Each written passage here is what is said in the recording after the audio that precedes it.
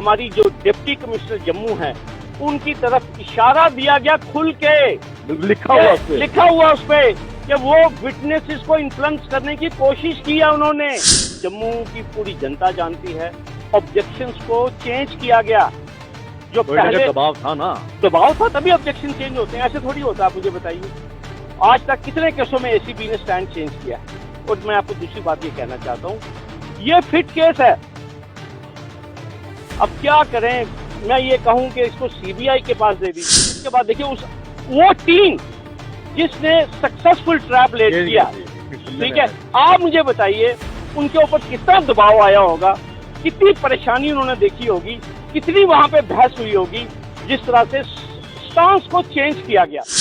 नमस्कार, जम्मू संवाद में आपका स्वागत है और मैं हूं ललित खजूरिया।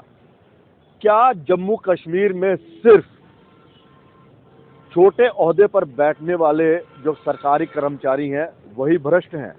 क्या उन्हीं के खिलाफ कार्रवाई होती रहेगी या फिर वो आला अधिकारी भी नपे जाएंगे जिन पर कई केसेस चल रहे हैं करप्शन के?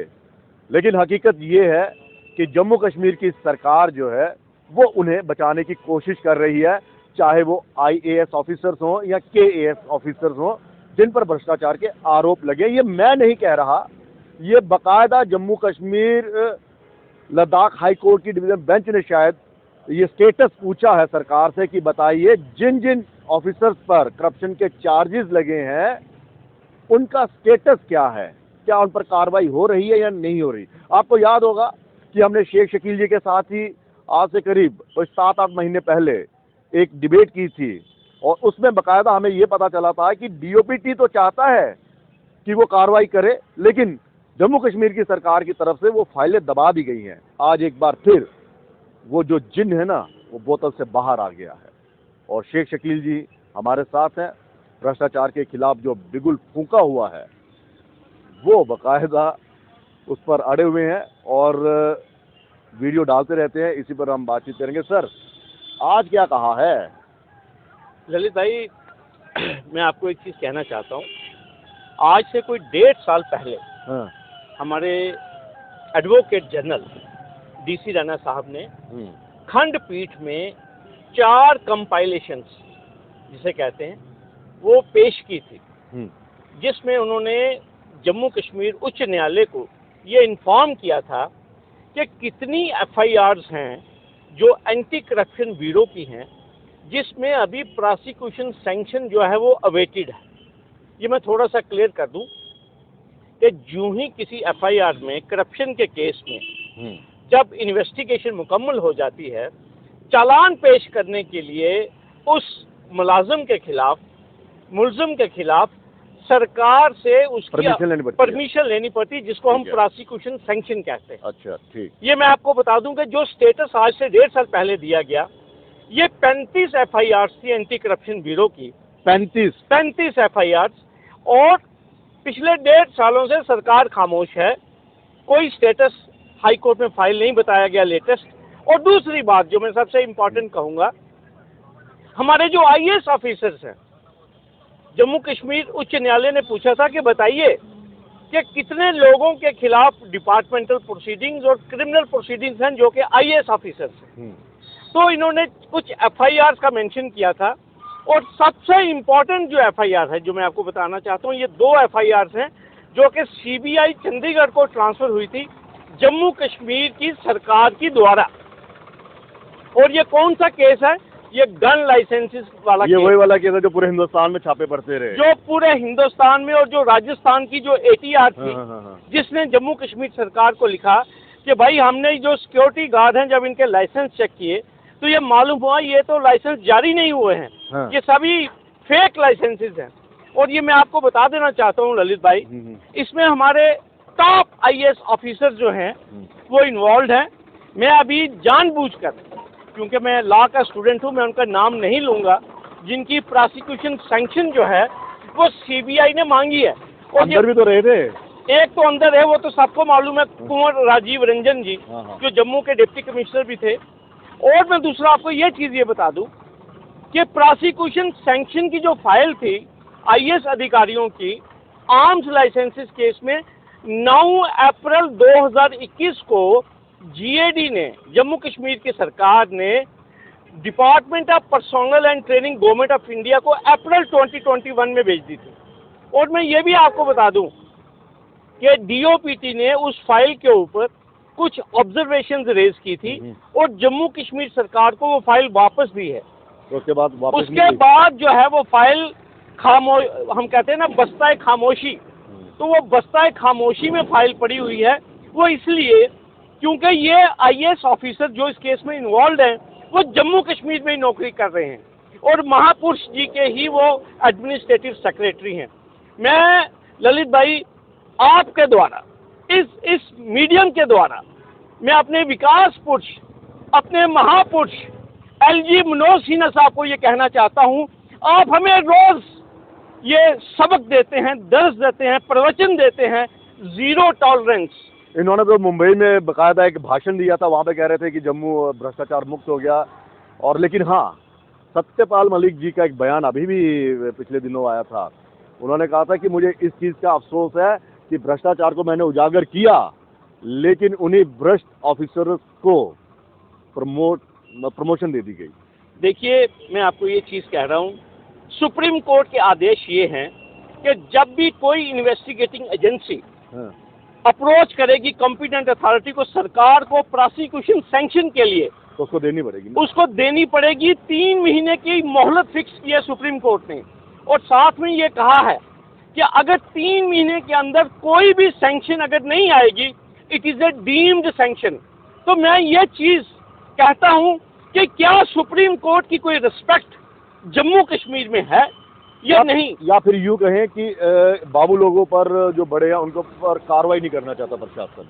देखिए, लाडले बच्चे हैं ललित भाई, क्या करते हो आप? तो इतना प्यार तो बनता ही है ना। और है भी, देखिए ना, यूपीएससी की है ना, union public service commission, Dholpur house, शहनशाह रोड, दिल्ली। लाडले बच्चे हैं, सेवा कर रहे हैं आवाम की। और पकड़ने के लिए हैं हमारे छोटे पटवारी और साथ में बेचारा गरीब ये हमारा तहसीलदार बाहू रोहित शर्मा, गरीब आदमी बेचारा। पकड़ने के लिए तो यही रखे हैं ना इन्होंने।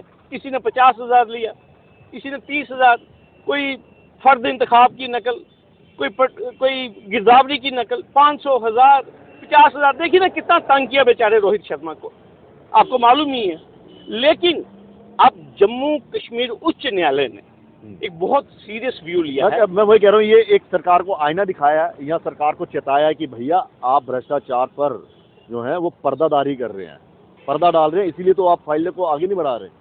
यही आर्गुमेंट मैंने कल खंडपीठ में किया था कि ये एक अटेम्प्ट है इन ब्यूरोक्रेट्स को शील्ड करने का। आप उनको एक सुरक्षा कवच दे रहे हैं। आप देखिए, मेरी बात सुनिए, क्या जब वो रिटायर हो जाएंगे, रिटायरमेंट के बाद तो वैसे भी सैंक्शन नहीं चाहिए। आप मुझे बताइए, आप कब अकाउंटेबिलिटी फिक्स करेंगे? आप मुझे बताइए। सर, एक और चीज, आप कह रहे हैं कि एसीबी में 35 मामले चल रहे हैं। क्या एसीबी आपको लगता है कि इन तमाम मामलों में ईमानदारी बरत पाएगी? क्योंकि पिछले जो हमने देखा, बाहू, अगर रोहित शर्मा की हम बात करें तहसीलदार की, तो इन्होंने जिस पर ऑब्जेक्शन लगाने थे, जो एफिडेविट दिया था, उसको चेंज ही कर दिया। कहाँ तो डीसी की शिकायत की थी एसीबी ने कि भैया ये गवाहों को भड़का, मतलब डरा रहे हैं, जो भी है वो कर रहे हैं। कहाँ तो लाखों रुपए का उन्होंने बताया था, 33 लाख एक, 36 लाख एक, 11 लाख एक, पूरी वो दी थी। आप क्यों जख्मों को, हरे जख्मों को आप क्यों चेंज, अगर इस तरह से चेंज हो रही है तो फिर कैसे आप कहोगे कि जिन अधिकारियों पर ये आरोप लगे हैं या जांच चल रही है, उनको सलाखों के पीछे जो है वो पहुंचाया जाएगा, या वो उनको दोषी घोषित किया जाएगा? क्योंकि कागज तो यही देंगे। अगर तहसीलदार के लिए इतनी मेहरबानी हो सकती है तो फिर यूपीएससी के वहां से वो पास करके आए। देखिए ललित भाई, नहीं, सवाल सही है कि गलत है ये? आपका सवाल जो है ना, वो जम्मू के हर एक बच्चे की जुबान के ऊपर है कि एक एंटी करप्शन ब्यूरो ने ऑनरेबल हाई कोर्ट में एक ऑब्जेक्शन फाइल किए, अपना बयान हल्फी दिया, जिसमें इवन हमारी जो डिप्टी कमिश्नर जम्मू है उनकी तरफ इशारा दिया गया, खुल के लिखा हुआ उस पे कि वो विटनेसेस को इन्फ्लुएंस करने की कोशिश की है उन्होंने। और साथ में ये भी बताया गया जो जम्मू के टॉप ज्वेलर्स हैं, सुनियारे जिनको हम कहते हैं, उनका भी नाम लिया गया। पूरे जम्मू शहर को मालूम है कि वीडियो लॉकर्स में चेक किए गए, वहां से आधा किलो सोना निकाला गया। पूरे जम्मू शहर को मालूम है कि वीडियो फुटेज में वो कौन कौन सी मोहतरमा और कौन कौन सी खातून हैं जिनको शॉपिंग करवाई गई। लेकिन मैंने कहा ना, जब देश की सुरक्षा का मामला आ जाता है, जब लाडले बच्चों का मामला आ जाता है, जो ट्रेनिंग करके आए हुए हैं हमारे यहाँ पे सर्विस करने की, जो पब्लिक सर्वेंट्स हैं, फिर कोशिश की जाती है। इसलिए आपको मैंने कहा ना कि फिर कहा गया कि नहीं, इनएडवर्टेंटली गलती हो गई पहले जवाब में, ऐसे ही गलती से हमें ख्वाब में हमने कुछ लिख दिया रात को शायद 1:30 बजे, तो जनाब ऑब्जेक्शन कलम हाथ में भी ऐसे चलती रही, ऐसे ही चलती रही। देखिए मेरी बात, देखिए ना, जैन साहब जो हैं, आनंद जैन, वो IPS हैं, मैडम अवनी लवासा IAS हैं, बिरादरी तो एक ही है ना। तो हम कहते हैं ना, you scratch my back I scratch. देखिए भाई साहब, बात ऐसे है, नाराज मत होइएगा जैन साहब और मैडम अवनी लवासा, हमें आपकी ईमानदारी पे कोई शक नहीं। देखिए ना, जैन साहब पिछले 4.5 साल से डायरेक्टर हैं ACB। कुछ तो खूबी होगी ना, कुछ तो खूबी है। और साथ में हमारे जो महापुरुष हैं, उन्होंने उनको डेकोरेट किया the most honest and competent award भी दिया जनाब। ये हमारे महापुरुष ने दिया जनाब। अब तो देखिए, आप उसके बाद तो इनके ऊपर बात करनी जो है ना, वो बनती नहीं है, कंटेम्प्ट हो जाएगी। मैं कहीं ऐसा तो नहीं कि हमारे पेज के ऊपर या आप पे हम कहीं वो नहीं हो जाए। कोई पता नहीं, जिस तरह अल्फाज डैंग अंदर चले गए, तो कोई पता नहीं आज की शाम डेफेमेशन भी हो जाए, और कोई पता नहीं आज की शाम जो है हम भी कहीं नरवाल में या त्रिकुटा नगर, मुझे छुड़ा दोगे ना? नहीं हो जाएगा। छुड़ा लोगे ना? लेकिन सर, मैं सवाल यही है, और चलिए मैं संजीदगी पर हम आते हैं कि अगर ACB ये लिखता है, देखिए उस पहले एफिडेविट में, कंप्लेंट में ये लिखा है कि बकायदा ACB के अधिकारी को थ्रेट दी गई कि आपने बहुत गलत आदमी को पकड़ा और इसका अंजाम भुगतना पड़ेगा। तो ये तो छोटा सा एक मुलाजिम है ना।